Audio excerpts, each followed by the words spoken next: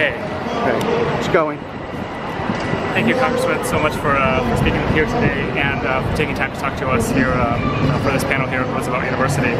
My questions are fairly simple. I just want to know what the U.S. government is doing, what efforts are there to help the Rohingya people, and what should they be doing more? What can we do to help push the issue? Well, I think this has to be recognized as for what it is, which is a genocide right now, and that the United States has to get much more active in actually helping the refugees that are here, and to weigh in at the Security Council at the United Nations to make sure that there's action. But in addition, I think I've written a letter to Secretary Tillerson saying that the United States should stop all help to the Myanmar military. That's a minimum that we could be able to do, because the military, which of course denies all culpability, has been the murder, rape, women, children, internally displaced over 1 million people, and hundreds of thousands who have had to flee. They're trying to go to Bangladesh, which has a hard time handling those refugees, and I've heard that some are being turned away at the border and sent back. This has been called the most persecuted people in the world. They've been in that area since the 12th century, which is really remarkable, and have really not had the kind of rights in Myanmar. Even when they had some limited citizenship, they were still a persecuted minority. And then among the 135 minority religions and groups in Myanmar, they were not even recognized as one. The Myanmar people won't even call them Rohingya. And so, the world just simply cannot stand by and watch this kind of ethnic cleansing. Thank you for that. Who are some of the major players in Congress that are working on this, that we might be able to voice our support for them, or maybe people that we might likely persuade to raise their voice in support of the Rohingya? Well, certainly the Foreign Affairs Committee at Congressman Royce from California is the chairman, and has generally been sensitive to human rights issues.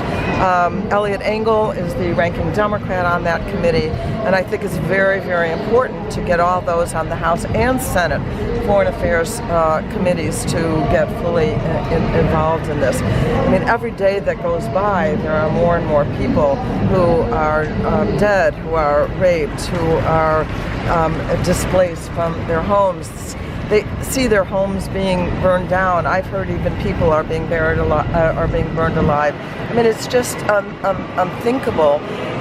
And these are a group of people who are somehow set apart by color, by religion, by ethnicity, and who are subject to the worst kind of persecution. This is a season of the year as a Jew. These are the high holy days. We're coming up on the Day of Atonement, where we think about what we may have done to others. But I also see this time of year for Jews in particular as a call to action. And these signs are talking about raise your voice.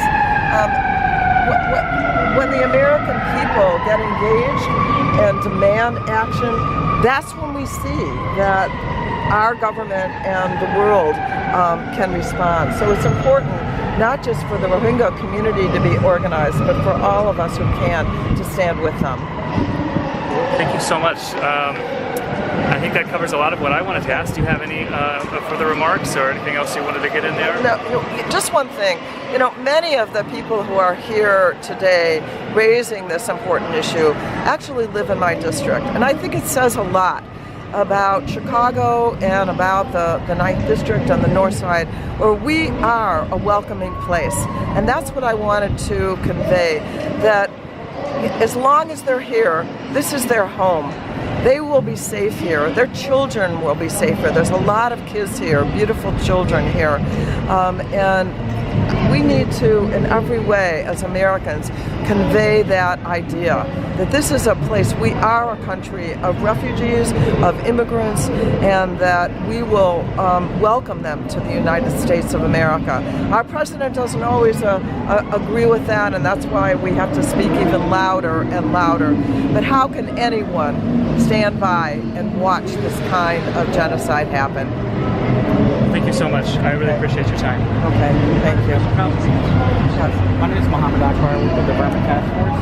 We're an organization that focuses on advocacy and awareness. And recently we've seen Senator Durbin introduce the Resolution 250, which calls for condemning the atrocities that are going on. Does it name it a genocide? It doesn't name it as a genocide, and so we were wondering, you know, a lot of leaders have come out, like the French Prime Minister and a few others, who are starting to call it a genocide. We've been calling it a genocide since 2012 in coordination with some legal scholars who've been saying the same thing.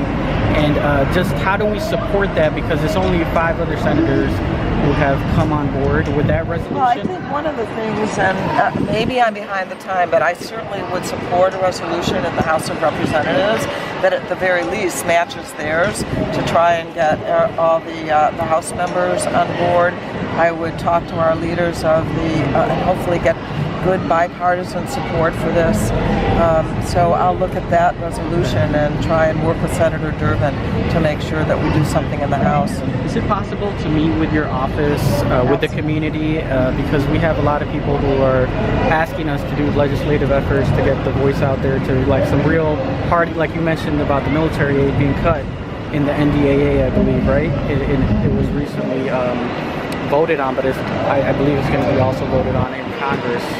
I'd be happy to, and we'll schedule a meeting with leaders of the members of the community and Thank yourself. you for coming out today. Thank you so much. I'm in your district as well. Near Ridge. Oh, okay. I'm in Evanston Ridge. Oh, you are? And I grew up in Rochester. You did? Okay. Yeah. Thank you so much. Okay, great. Thank you.